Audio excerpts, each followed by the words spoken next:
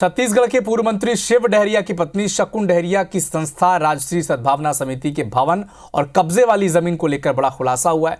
राजस्व विभाग के दस्तावेजों से खुलासा हुआ है कि साल 2022 में केंद्रीय कर्मचारी गृह निर्माण समिति मर्यादित ने राजश्री सद्भावना समिति और के अध्यक्ष शकुन डहरिया को करोड़ों की जमीन कौड़ियों के दाम बेच दी थी।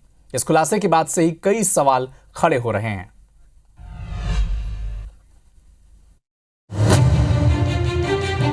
करोड़ों की जमीन कौड़ियों में सौदा, राजश्री सद्भावना समिति को लेकर एक और खुलासा।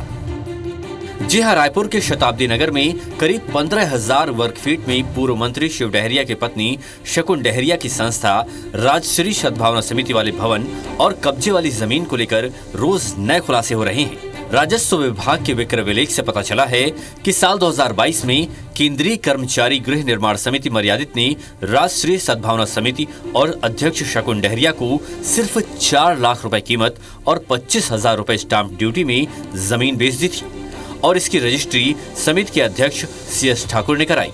पूर्व मंत्री शिव डहरिया का कहना है कि MIC से इसकी मंजूरी मिली थी, जबकि जोन आयुक्त ने खुद कहा कि इस पर 3.5 करोड़ रुपए खर्च किए गए हैं।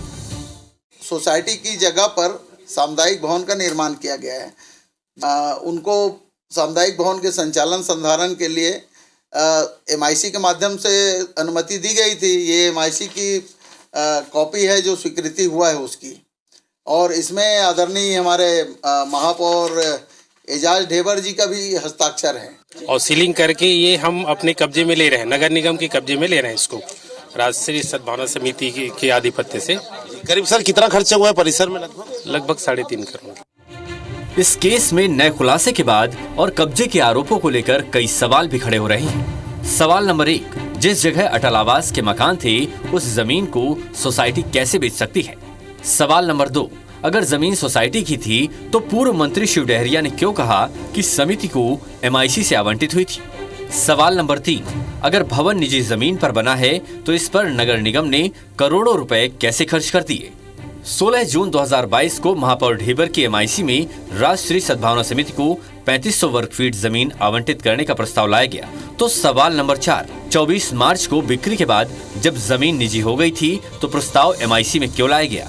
दस्तावेजों के मुताबिक साल 2022 में 7 नवंबर और 20 दिसंबर को निगम से अशोका मिलेनियम स्थित A&A वेंचर्स से 75 इंच की कई टीवी, वॉशिंग मशीन, दर्जन भर अलमारियों समेत लगभग 30 लाख रुपए के होम अप्लायंस खरीदने की निविदा मंजूर की गई। तो सवाल नंबर 5, जमीन निजी थी तो निगम ने यहाँ लाखों रुपए का सामान क्यों लगवाया?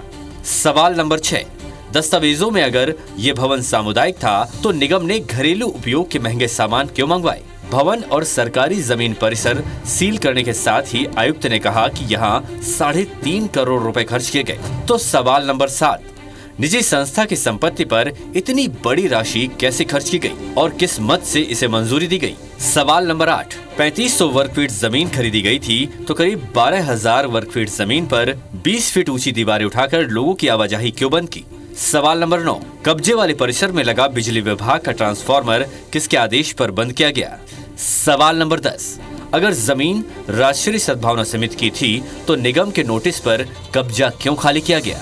इन तथ्यों और सवालों से यह लग रहा है कि या तो जमीन की रजिस्ट्री गलत ढंग से हुई है या फिर पूर्व मंत्री की पत्नी शकुन डहरिया की समिति के भवन को सजाने के लिए नगर निगम के अधिकारियों ने पूरी ताकत लगाकर सरकार का करोड़ों का खजाना खाली कर दिया।